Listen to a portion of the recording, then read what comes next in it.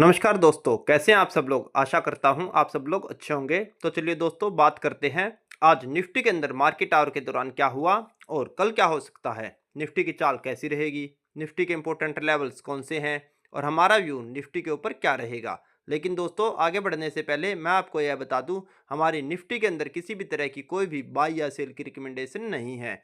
अगर आपको निफ्टी के अंदर किसी भी तरह का कोई भी ट्रेड लेना है या कोई भी पोजीशन बनानी है तो आप अपने फाइनेंशियल एडवाइजर की सलाह पर लें।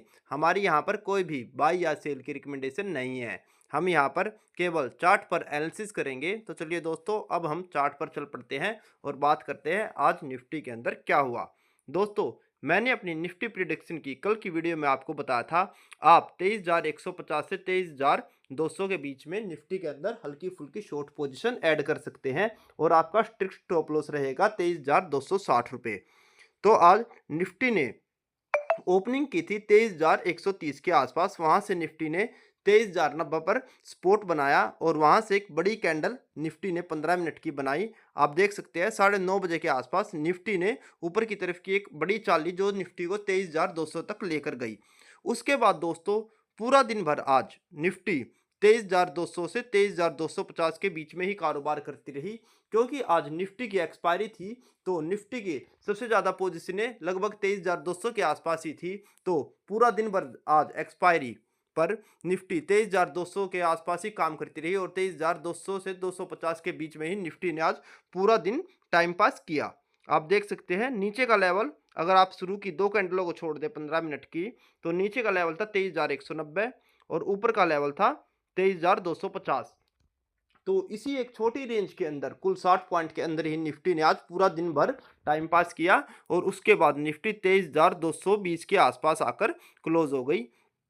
दोस्तों, हमारा जो स्टॉप लॉस था 23,260, उससे ऊपर निफ्टी सस्टेन नहीं हो पाई। तो अभी हम शॉर्ट की पोजीशन में ही बने रहेंगे, क्योंकि 23,260 से ऊपर निफ्टी एक बार हल्के टाइम के लिए कुछ 1-2 मिनट के लिए गई थी और वहां पर निफ्टी सस्टेन नहीं कर पाई और नीचे की तरफ ही आ गई। तो अभी भी हम निफ्टी के अंदर सेल पोजीशन में ही बने रहेंगे, क्योंकि निफ्टी अभी 15 मिनट की मूविंग एवरेज के नीचे ही कारोबार कर रही है। तो मुझे यही लगता है आने वाले समय में या कल निफ्टी के अंदर एक बड़ा मूव आ सकता है, क्योंकि अगर आप निफ्टी के अंदर वन डे के चार्ट पर जाकर देखें तो आपको एक चीज मैं आपको दिखाना चाहूंगा। दोस्तों, अगर आप 22 नवंबर की कैंडल देखें, 22 नवंबर और 21 नवंबर निफ्टी का लो बना था 23,250 रुपए के आसपास और इस लो को निफ्टी ने तोड़ा है 13 जनवरी को। आप 13 जनवरी की कैंडल को देख सकते हैं, मैं आपको जूम करके दिखा देता हूं।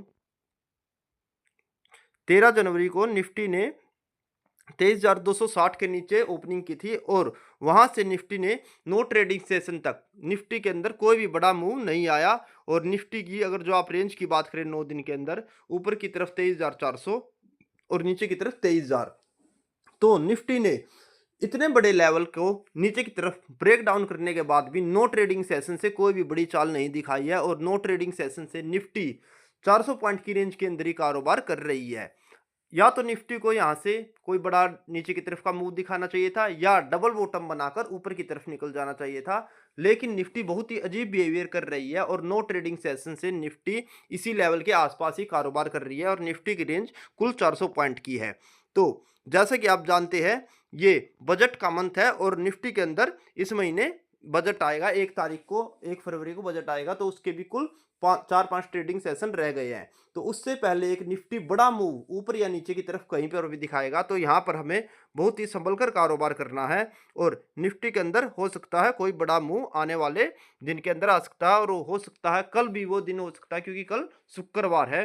तो उस हिसाब से हम अपनी कल की स्ट्रेटेजी बनाएंगे। तो निफ्टी के अंदर अगर आपको न्यू शॉर्ट पोजीशन कल के लिए ऐड करनी है तो हमारी रेंज रहेगी 23,200 से 23,250। लेकिन दोस्तों, मैं अपने स्टॉप लॉस को थोड़ा बड़ा कर रहा हूं और मैं अपने स्टॉप लॉस को रखना चाहूंगा, जैसा कि मैं चार्ट देख पा रहा हूं, 23,300। 23,300 हमारे लिए स्टॉप लॉस रहेगा, क्योंकि अभी निफ्टी के अंदर हो सकता है कोई बड़ा मूव आए तो हमें थोड़ा लंबा 50 पॉइंट का स्टॉप लॉस लेना पड़ेगा, क्योंकि जैसा कि आप सब लोग जानते हैं मैं निफ्टी में 15 मिनट की मूविंग एवरेज को अपने स्टॉप लॉस के तौर पर लेकर चलता हूं। लेकिन अब मुझे निफ्टी के अंदर बड़ी बड़ी चालें आने की संभावना लग रही है, तो मैं अपने स्टॉप लॉस को थोड़ा सा और बढ़ा देता हूं और मेरे नीचे के टारगेट कल के लिए रहेंगे।